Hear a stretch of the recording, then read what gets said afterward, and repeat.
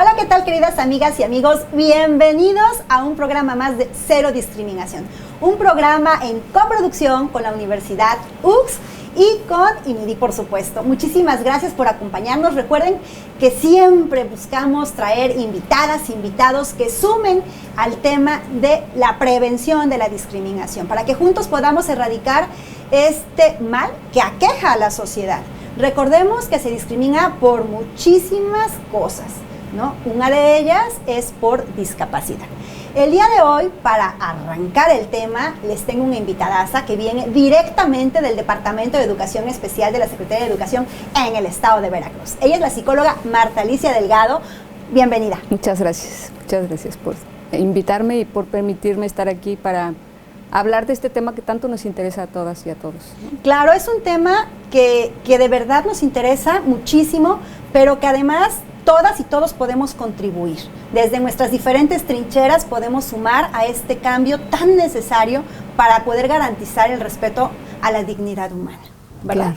Claro, y es un tema de mucha actualidad, porque si algo nos ha estado ocurriendo ahorita es esta como pérdida de la conciencia del valor de las otras personas, ¿no? Y eso hace, ahorita que decías que se discrimina por muchas causas, pues se discrimina por una, esencialmente, la diferencia, ¿no?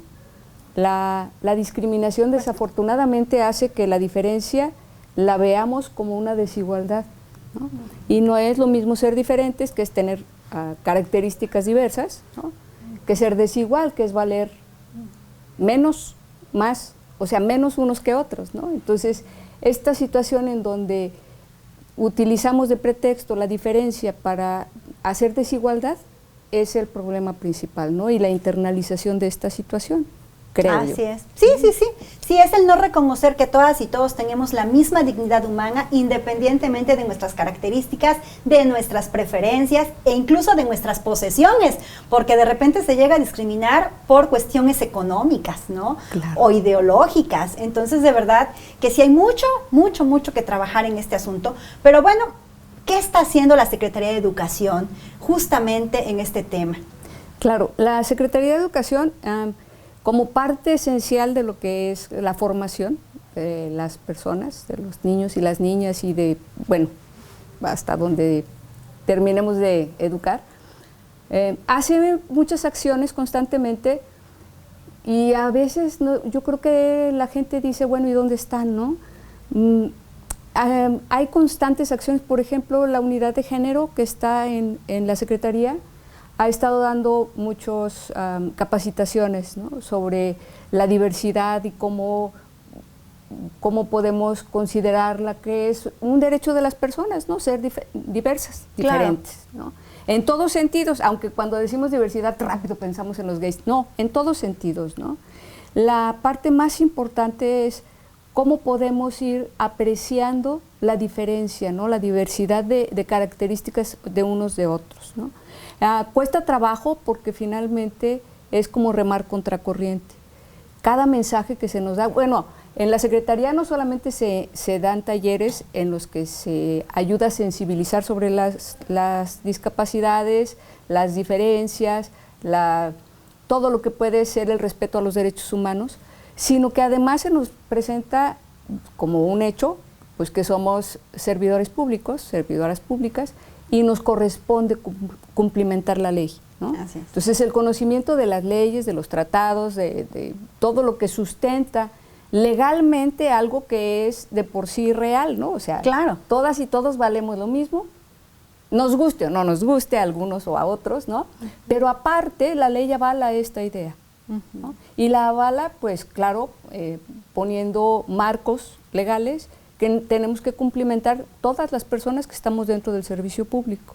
Ese es un hecho, ¿no? Aunque las cosas no ocurren solamente por estar plasmadas en la ley. Ojalá así pasara, ¿no? Que este cambio de paradigma fuera inmediato, ¿no? Que sale la ley y ¡pum! Todos teníamos el nuevo chip y entonces comenzamos a actuar en relación a este nuevo chip.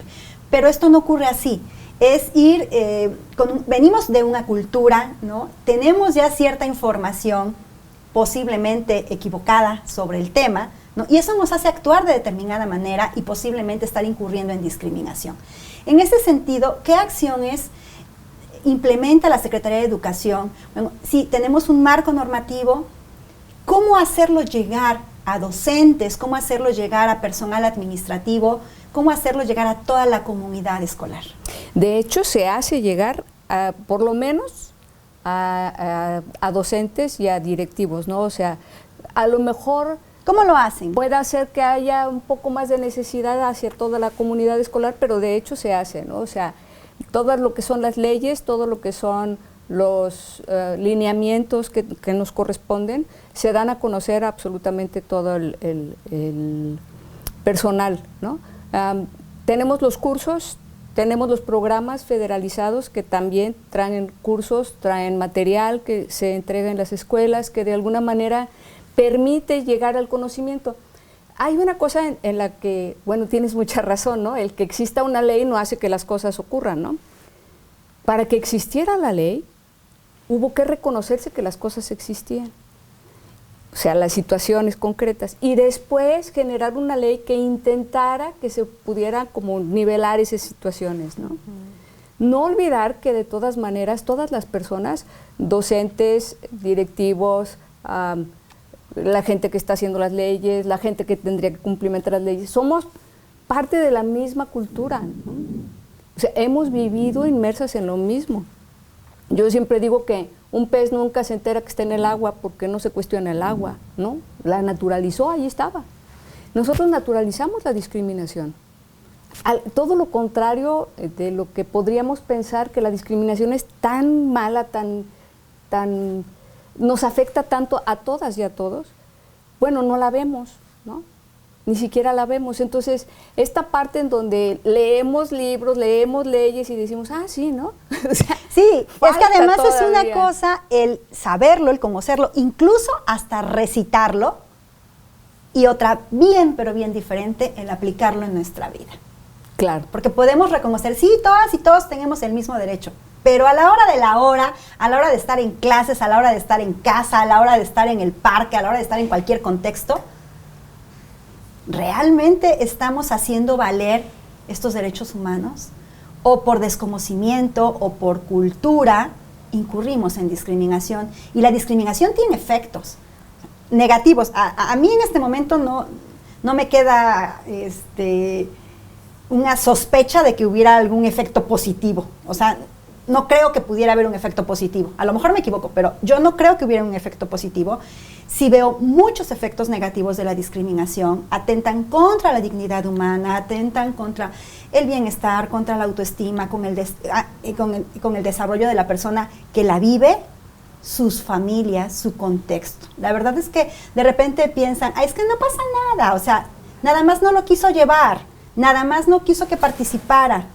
No es nada más no quiso. Es todo lo que impacta en el desarrollo de la propia persona que lo vive y de su familia. Claro. ¿No?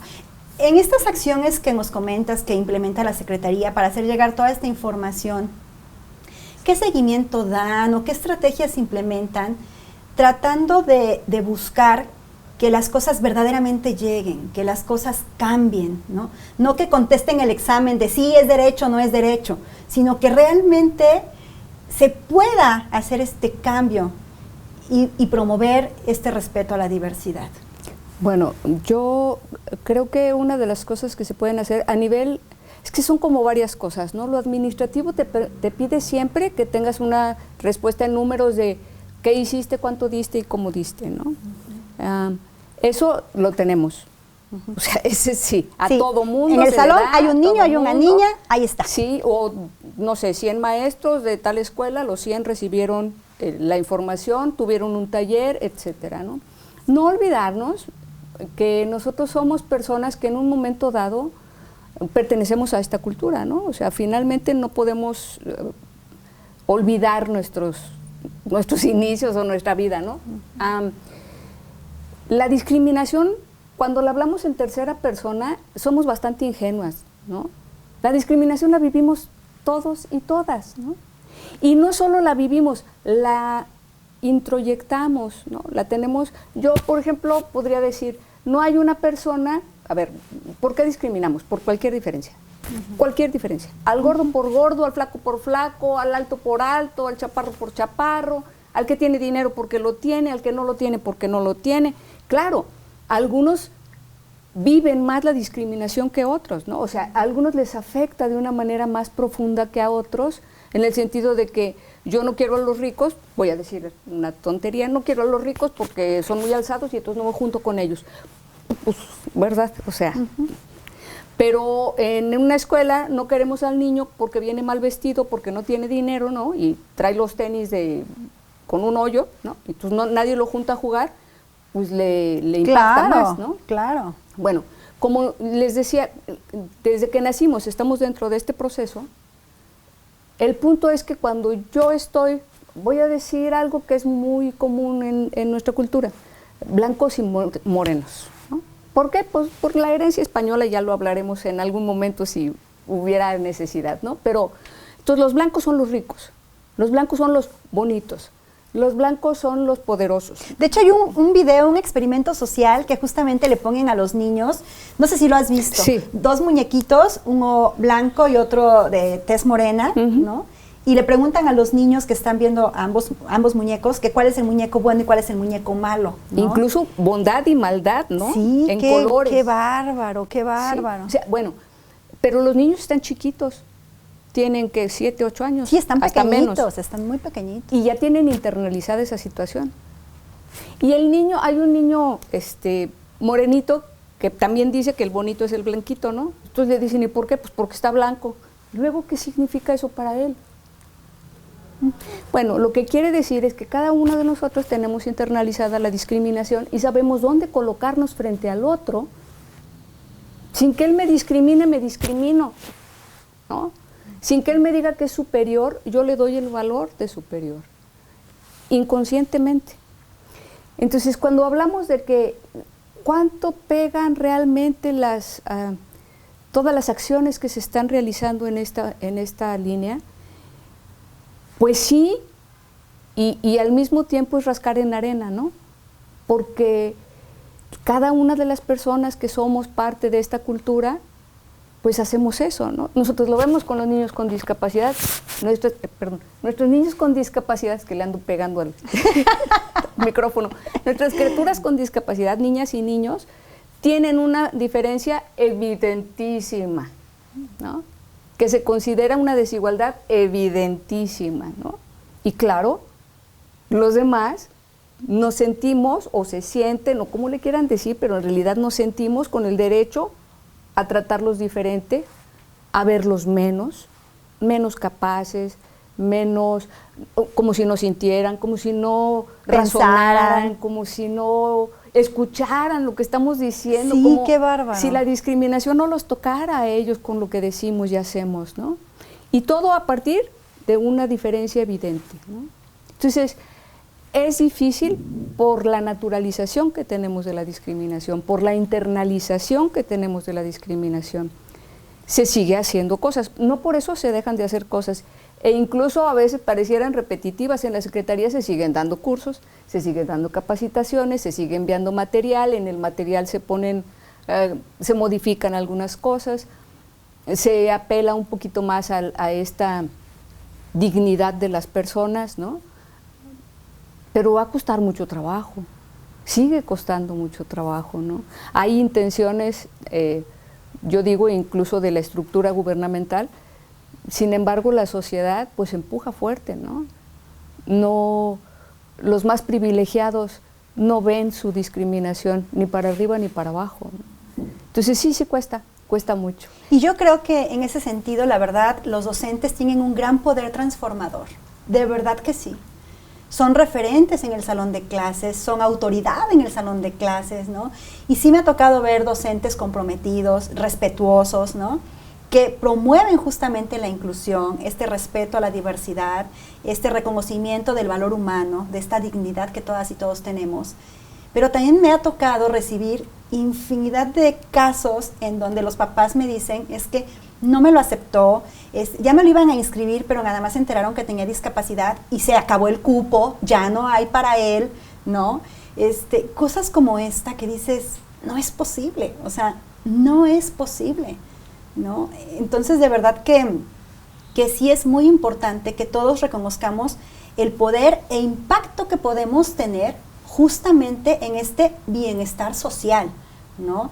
Que si mis palabras van a afectar, van a dañar o van a promover un cambio. Que si mis acciones desde mamá, desde docente, desde administrativa, desde donde esté parada, ¿cómo puedo sumar? ¿O estoy siendo parte de las barreras que impiden justamente la plena participación? Claro. Y hay muchísimas cosas que incluso son sociales, ¿no? Yo ahorita que estabas comentando, yo pensaba, bueno, sin hablar mal de nada, nada más es una opinión, ¿no? ¿Cuánto hemos querido trabajar para la inclusión de las niñas y niños con discapacidad en las escuelas de una manera en que puedan tener pues una participación lo más fluida posible? Ya no le quiero decir normal ni desnormal ni mucho menos, ¿no? Sino lo más fluida posible, que realmente puedan tener una sociabilización pues que les permita acceder más adelante a una vida plena, ¿no? Tan plena como cualquier otro en sus características específicas pueda ser plena. Pero entonces, ¿cómo le haces cuando en la televisión pones teletones que ponen a llorar a todo mundo cuando ven un niño con discapacidad? Entonces lo único que provocas es que les tengan lástima y que les quieran hacer las cosas y que no los vean con una posibilidad mayor, ¿no? Creo que socialmente hemos hecho cuestiones que no están como razonadas en el sentido de realmente coadyuvar en una integración, no integración, en una inclusión de las niñas y los niños, ¿no? En la sociedad en general, ¿no? Así es, porque caemos de repente en este modelo en teoría anterior, ¿no? Asistencialista, en donde, bueno, yo volteo a verte y entonces te doy. Y entonces como te doy, creo que estás bien, limpio, ¿no? mi conciencia. Ya, aunque no tienes realmente acceso a una educación que te permita tener los elementos para una posterior y adecuada y exitosa inclusión laboral, por ejemplo, ¿no? Y te estoy vulnerando en los derechos humanos, ¿no? Entonces, híjole, de verdad que sí es un tema amplio que tenemos que abonar desde diferentes trincheras, pero que también tenemos que aprender a reconocer, ¿no? No tratar de maquillar las cifras, los datos, porque al maquillarlos, pues realmente no nos estamos dando cuenta de lo que está ocurriendo, ¿no?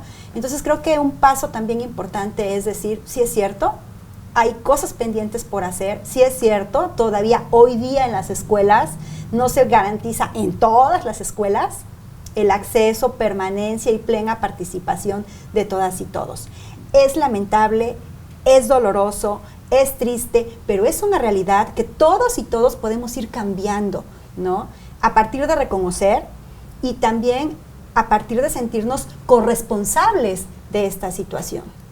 A ver, yo como madre de familia, ¿qué tanto estoy apoyando o no a la inclusión? Yo como personal de apoyo en la escuela, yo como persona que se hace cargo de la intendencia, por ejemplo, ¿qué tanto estoy apoyando? O sea, desde abrir la puerta, desde cerrar la puerta, desde, sí, pásale, ¿no? Todas y todos en nuestras diferentes acciones diarias, ¿qué tanto estamos promoviendo o no la discriminación? Y con nuestra intencionalidad, ¿no? O sea, porque, insisto, no se trata de tenerle lástima a una persona, porque entonces también minimizas su valor. Claro. Es cuánto tú como yo que sientes, que necesitas, que quieres, o sea, reconocer, hay una persona, a lo mejor no se expresa como yo, ¿no? O no puede expresarse como yo me expreso, que bueno, tampoco eso es siempre garantía de nada, ¿no? Pero a lo mejor no la logra, pero es una persona que siente, que necesita, que sueña, o no sé, en ese sentido, cuando perdemos de vista que la otra persona es persona, entonces abrir la puerta puede ser un acto de muchas cosas, pero no un acto de compasión, de estar con el otro, ¿no? De permitirnos estar con la otra persona promoviendo sus posibilidades, ¿no? Valorando su presencia.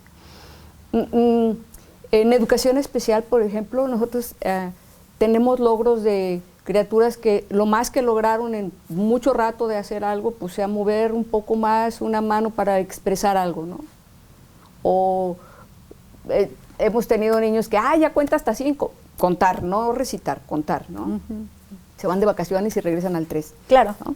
Y entonces, poder seguir celebrando esas cosas y poder seguir diciendo, esto es un logro de todas formas, es bien difícil para la gente que no está contactando estas situaciones. O sea, la discapacidad es de verdad como la forma por excelencia en que florece la posibilidad de estar discriminando y de estar haciendo menos a alguien, ¿no? Entonces, yo sí creo que la mejor parte que podríamos promover es esta, la personal, ¿no? Y fíjate que yo creo que la discapacidad nos invita a todas y a todos a ser mejores seres humanos, a ser mejores profesionistas, a ser mejores madres de familia, a ser mejores, porque sí es un reto. Ay, sí. Sí es un reto, ¿no? Y entonces, cuando tú sabes que a tu alumno o a tu alumna con discapacidad intelectual, por ejemplo, le va a costar cierto trabajo acceder a determinado conocimiento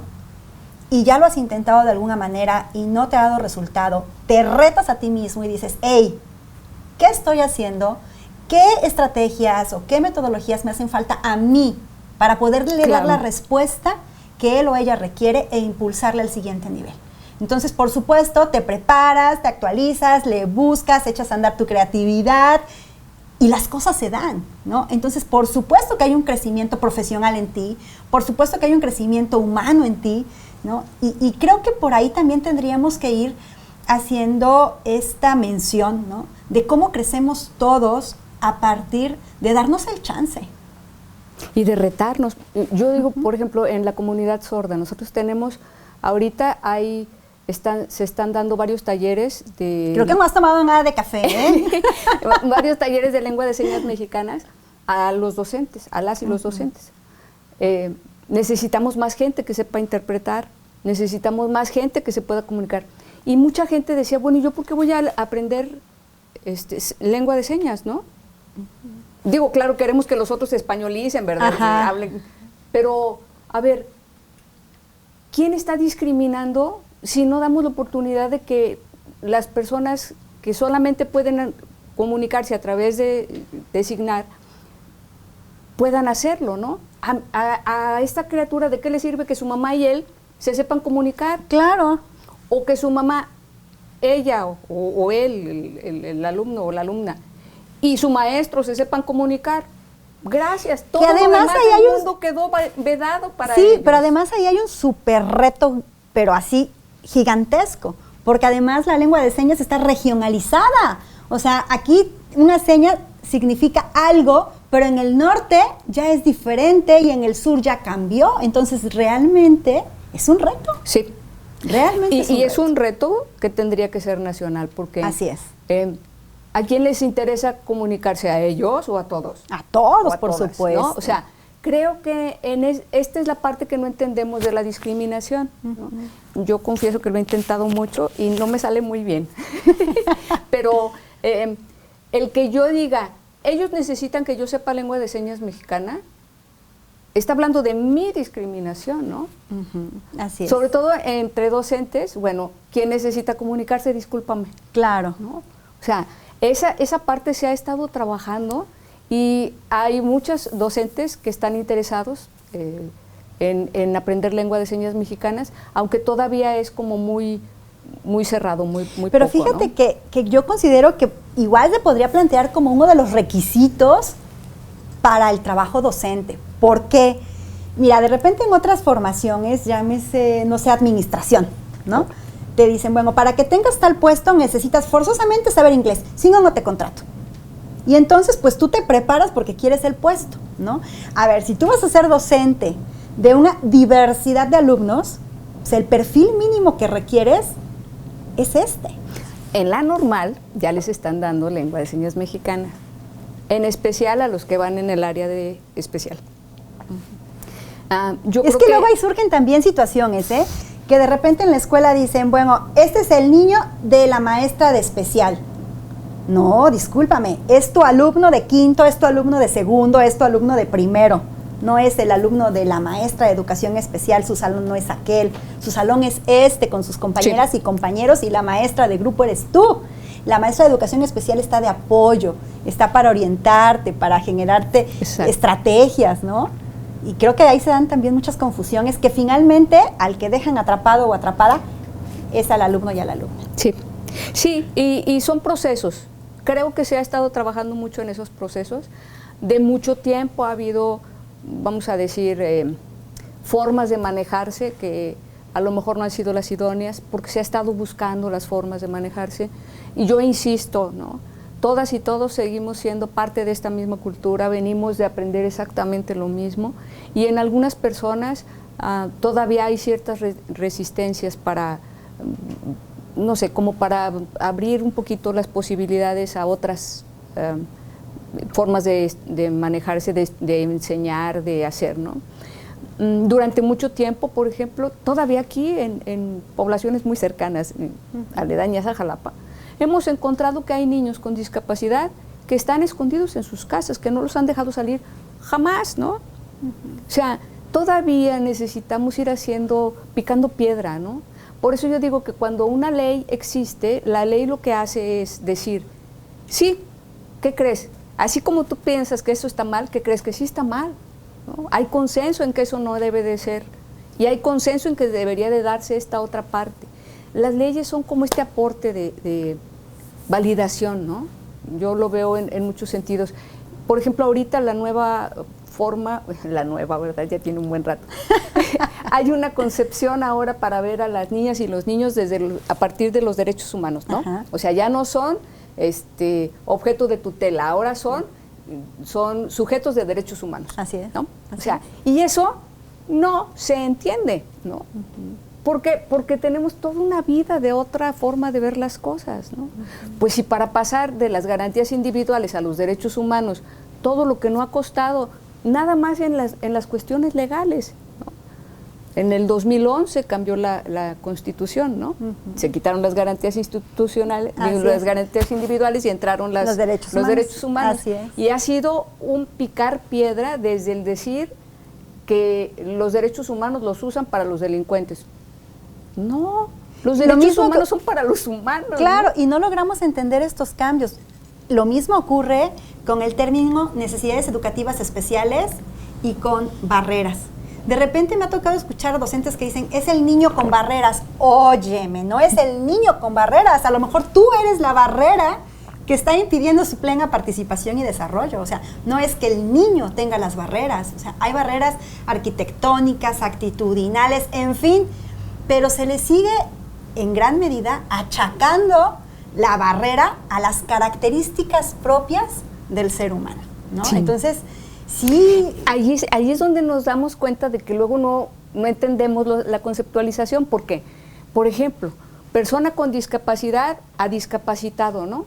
Les encantaba y les encanta de repente decir que los discapacitados, ¿Qué? Y a mí se me cae la sangre, ¿no? Ajá. Porque, vamos, es una persona que tiene entre todas sus características una que es discapacidad, ¿no? Y yo podría decir que es déficit, porque incluso, pues, entendiendo el concepto de discapacidad de la CIR, social, ¿no? Que es esta relación con el contexto, pues habría que ver que a lo mejor, vaya, va a tener el déficit, pero no necesariamente la discapacidad, ¿no? Entonces podríamos hablar de personas con diversidad funcional o de repente personas... No te las quieras poner más difícil todavía. Bueno, vamos a decir personas, que creo que es finalmente a lo que tenemos que llegar, a decir Juan, Pedro, María, claro, Esther, Elena, más allá de cualquier otra cosa. Sí, lo que pasa es que hablamos para las políticas públicas, ¿no? O sea, para personas que presentan este tipo de déficit y que al enfrentarse a todo lo que hacemos a todas las barreras que hemos puesto. Está el diseño universal desde hace años metido en la ley, siguen construyendo sin diseño universal. No, qué bárbaro. A diestra y siniestra. Acaban de remodelar aquí en el Parque de los Berros, sí, en el Parque de los Berros, una banquetita. Digo, ya la construyeron nueva y te vuelves a encontrar la banqueta sin acceso para personas, por ejemplo, usuarias de silla de ruedas, ¿no? O sea, dices, bueno, lo que ya estaba mal hecho, pues poco a poco hay que irlo modificando. Pero lo que estás haciendo nuevo, no es posible que no conozcas que hay un diseño universal y que es necesario implementarlo para poder garantizar otro derecho humano, que es el derecho a la accesibilidad. Claro. ¿No? Y que se les está negando desde ahí, desde el desconocimiento, desde la imposición, desde la falta de apertura, desde la falta de escucha, desde la falta de conciencia social, de quiénes vivimos en este espacio. Claro. ¿No? Ahora, en la Secretaría de Educación tienen estadísticas, por ejemplo, de discriminación escolar, de discriminación educativa. Bueno, más bien llevan las estadísticas en cuanto a, bueno, por las quejas, ¿verdad? Cuando van llegando quejas. Las manejaba más bien la dirección de delegaciones. Yo anduve preguntando, dije, no sea el diablo y me pregunten algo y no sepa. Pero en esta situación de pandemia, ¿no? De que estamos guardaditos y guardaditas, pues todavía hay quejas. Y yo creo que hasta con más razón, ¿verdad? Porque es muy difícil que las personas comúnmente, bueno, quienes están en nuestras escuelas con discapacidad, pues niños y niñas que no tienen todos los recursos económicos para tener todas las formas de comunicación del mundo, ¿no? Ha habido realmente pocas quejas. Yo quiero pensar que porque se les está atendiendo bien, no quisiera pensar que porque estén no hay de la vacaciones, cultura de ¿verdad? la denuncia. Ajá, o estén o de la queja. más tranquilos todavía que antes. Aunque puedo asegurar, eso sí lo sé, y yo estoy en un área que puede verificar esa parte, mis compañeras y compañeros han seguido trabajando, ¿no? Ahora, ¿cuál podría ser el mecanismo? Ya se nos está terminando el tiempo, pero sí me gustaría que antes de despedirnos se pudiera comentar a dónde pueden poner su queja las familias que están viviendo discriminación escolar. ¿Cuál es el mecanismo a seguir para que efectivamente se haga del conocimiento de las autoridades competentes y se pueda dar un cambio? Ojo, si no alzamos la voz, si no decimos lo que está ocurriendo, no se puede cambiar. Claro, ¿no? Claro. ¿Qué pueden hacer las mamás y los papás? Lo primero siempre es ir por la cadena operativa, ¿no? Porque ya cuando agotas eso es como las instancias internacionales, solo se puede ir a las instancias internacionales cuando ya agotaste lo interno, ¿no? Lo primero es, obviamente, pues hablar con la directora, ¿no? Con quien sea responsable en ese momento o con la supervisora. Ellos tienen la obligación, por ley, de atender este tipo de situaciones. Ahorita que estamos en pandemia y que las clases son en línea, ¿algún número, algún correo, alguna forma en la que las mamás y los papás puedan poner a través de este medio su queja? Casi siempre conocen los teléfonos de las directoras, ¿no? En todo caso, de la dirección les tendrían que dar, o en la misma página de la Secretaría se pueden encontrar los números de las supervisiones. Porque lo primero es acudir a la supervisora. Pero vamos, ahorita están en la supervisión realmente, digo por cuestiones de pandemia. En sus teléfonos, ¿cómo se van a encontrar todas a nadie? tienen que estar en sus oficinas, aunque no físicamente necesariamente, ¿no? Están como direccionados los teléfonos. Ajá, es que casi siempre meten los personales. Ok. Sí, a veces pobres, yo la verdad considero que hay que hacer cortes a veces, ¿no? Porque no tienen vida. Hay supervisoras que tienen escuelas que supervisan que les quedan, no sé, 5 horas, 3 horas, sobre todo en el norte, tienen situaciones como bien diversas y muy difíciles. Hay supervisoras que atienden muchas escuelas, por eso pareciera a veces que no se ven o que no están, ¿no? Porque ellas son como la parte administrativa de toda esta situación. Va subiendo diríamos el organigrama y se va complejizando en cuestión administrativa, ¿no? Okay. En caso de que no, siempre hay delegaciones de la Secretaría, ¿no? Bueno, pues no nos hagamos bolas. Si ustedes no encuentran esa información en las redes sociales y en la supervisión no les contestaron, no se preocupen. Ustedes nos ponen aquí en el video, hey, estamos pasando esta situación. Ojo, nosotros contactamos directamente a la Secretaría de Educación y le decimos, hey, auxilio, por favor, y tomamos acción. Así es que nadie está solo. No, pero pueden acudir a delegaciones y pueden acudir, en todo caso que fuera una cuestión de educación especial, por ejemplo, pues se puede hablar o se puede enviar un oficio. Siempre hay gente, o sea, hay gente de guardia en todos lados, eso sí. O sea, sí están trabajando, todo el mundo. A lo mejor físicamente no está todo el grupo que estaba antes, pero sí están. De que se da respuesta, se da respuesta. Ahorita yo platicaba con una de las abogadas de delegaciones, una licenciada que está ahí, que luego me pasa a mí algunas cuestiones que hay que atender de educación especial, y llevaban cerca de 25 llamadas, ¿no? Que estaban atendiendo, que se les da atención, porque cuando no se les da atención directa ahí pasan a jurídico.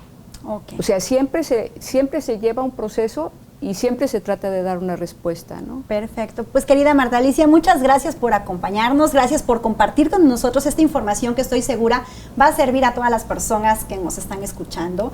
Pasen la voz, por favor. Les invito a que le den like, suscribirse al canal, que hagamos una comunidad. Esa es la idea, hacer una gran comunidad promotora de derechos humanos, respetuosos de nuestra dignidad humana, para que todas y todos podamos vivir plenamente. Entonces, bueno, muchísimas gracias por habernos acompañado. Recuerden que ahorita vamos a estar leyendo sus comentarios, dudas, sugerencias. Con gusto les vamos a dar, pues, respuesta. Les agradezco mucho que nos hayan acompañado y los espero en la siguiente emisión. Que tengan excelente día. Hasta la próxima.